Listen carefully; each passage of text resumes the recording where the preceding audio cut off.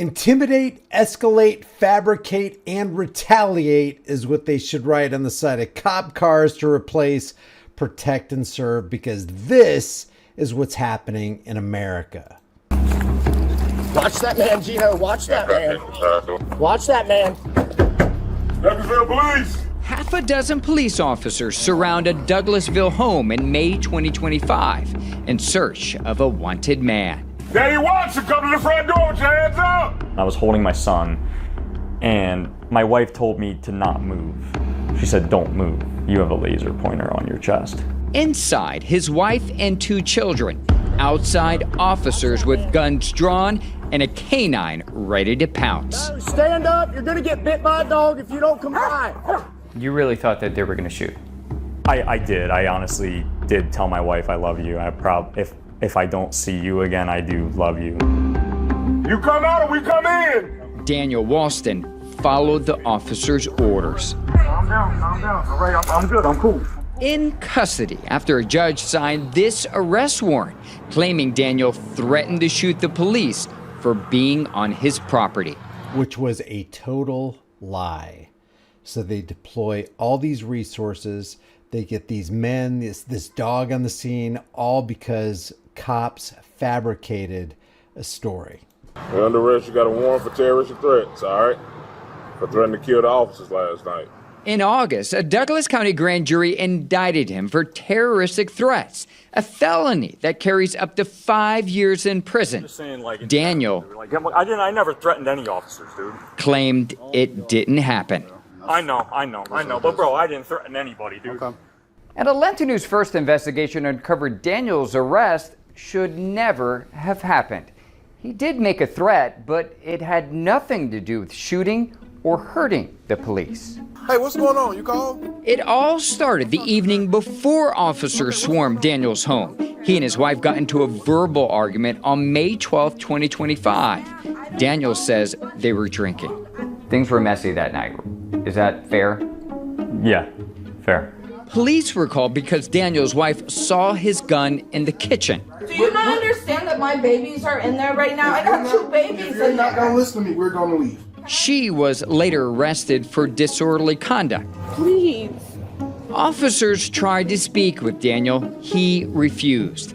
Here's the pivotal moment that led to Daniel's wrongful arrest. What's going on with you and is that your wife? So you have no warrant. Get away from my house. Get away from my house or I'll sue your department. You'll do what? House. You'll do what? Sue our department is what he just said. I'll We can back sue off. your department. Sue, not shoot. Not shoot. And I said it as loudly and as clearly as I could. Get away from my house or I'll sue your department. Clear as day. And yet every cop on the scene, and by the way, there's no good ones on the scene, walked away and were okay with the report being written. He said he's going to shoot our department, handing it over to the judge. This judge signs the warrant. They deploy all the resources of the state against this guy and try to ruin his life based on a frickin' fabrication. I'll We can back sue off. your department.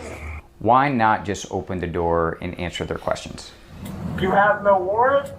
I don't need a warrant to talk to you. I just didn't feel safe to talk to him at that point in time. You'll do what? Atlanta News First Investigates sent the body camera video to the Douglas County District Attorney's Office, asking it to review the incident.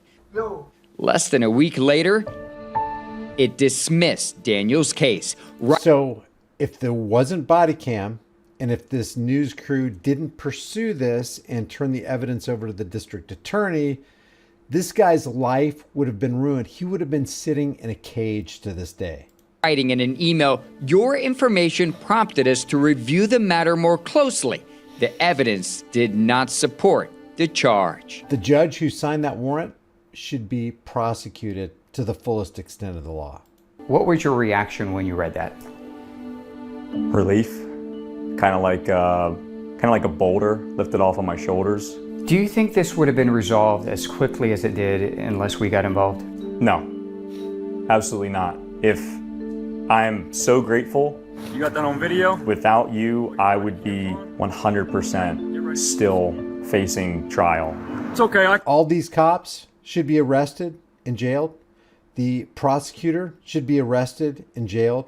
The judge who signed the warrant should be arrested and jailed because they committed a crime, a clear crime against this guy. I could prove I didn't do it, so. How's this impacted you? I came here for a job and I no longer have that job because of this situation. It's a wrongful arrest. It's gonna be shown.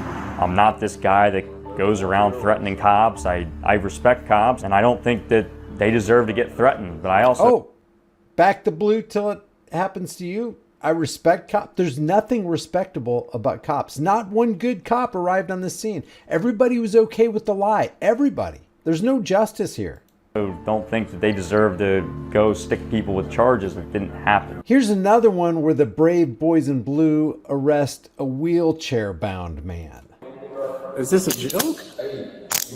41-year-old Charles Reed. I literally can't. I don't have muscle control. I'm not. Oh my God. Oh my God. Falls to the floor inside the College Park Police Department in March after an officer arrested him for a crime he did not commit. All right, push it up. What's the warrant for? I broke into somebody's house. Accused of assaulting this woman, I've been better. Catherine Jensen, in 2024, and kicking down her front door. You say he kicked the door in? He did. Here's what Charles told Atlanta News First Investigates in April. She said I kicked in the door. And why is that a problem? Because I'm in a wheelchair and have been for 25 years. Charles accuses the arresting officer, McKinley Belletti, of failing to properly investigate the crime. Did police contact you at all? No, not at all. Not a single time. The same day Atlanta News First Investigates published its story, the Fulton County District Attorney's Office sent this email to the College Park Police Department dropping Charles's charges, writing he could not have been at the location on the date and time of the incident. Because now it's looking like she might have made a false report. Less than an hour after publishing our story, records show a publicist hired by the city emailed College Park officials writing, this story should fade through the weekend. There is no logical reason for continued media pickup. But we kept digging, uncovering a long list of disciplinary actions against the officer. And something the city knew before hiring him, one law enforcement expert believes should have raised red flags. Records show Belletti previously applied to work with the Atlanta Police Department in 2022, but the city rejected his application for not telling the truth, writing, Atlanta? The Atlanta Police Department wouldn't accept this guy? You know he's bad if Atlanta's not going to take him. McKinley Belletti was untruthful when listing an employment date and deliberately omitted a termination. Oh, well, that's the perfect guy you want for the job. I mean, he lies on reports with proficiency. Why wouldn't you want him, Atlanta? Information shared with College Park Police before he was hired, according to his personnel file. And the fact that I think they would proceed to hire him is kind of the more shocking aspect of that, right? After hiring Belletti, College Park records show he was disciplined at least 8 times in 2 years since joining the force in July 2023, including falling asleep during an extra patrol job, going AWOL on duty, clocking in more time than he actually worked, and accidentally deploying a taser inside the department. Not one of the disciplinary actions were in response to Charles's false arrest. You get a phone call when you get downstairs? How is this guy a cop? I mean, how is he still working? Austin Handel is a former Dunwoody police officer and vice chair of the Lamplighter Project, an organization that supports officers in whistleblower cases. And even so, you're in a wheelchair that doesn't... We asked him to review Charles's case. ...conclusively prove that you can't force entry into a home. And it's mostly shocking because this officer didn't look into it at all. All he had to do was call around, maybe actually set up a time to meet with the guy and actually get his side of the story. He's a young cop. Young cops make mistakes. Should everything that he was disciplined for been considered a teachable moment? I think that if they were going to teach him and they were actually invested in him developing as a good law enforcement officer for the city, then they would have stayed on him and mentored him and been watching him. And there was a good law enforcement officer. we need to stay within legal guidelines. I mean, if we're going to wreck people's lives, we got to do it legally. If we're going to economically terrorize them, we got to legally do that too. There's an officer involved in this that tried to do that. Might need to call the district attorney's office, because if the door was kicked in, he didn't kick it in. But that doesn't change the fact that there's a liability, and then it doesn't change the fact that there's a requirement of the level of service that the citizen should have.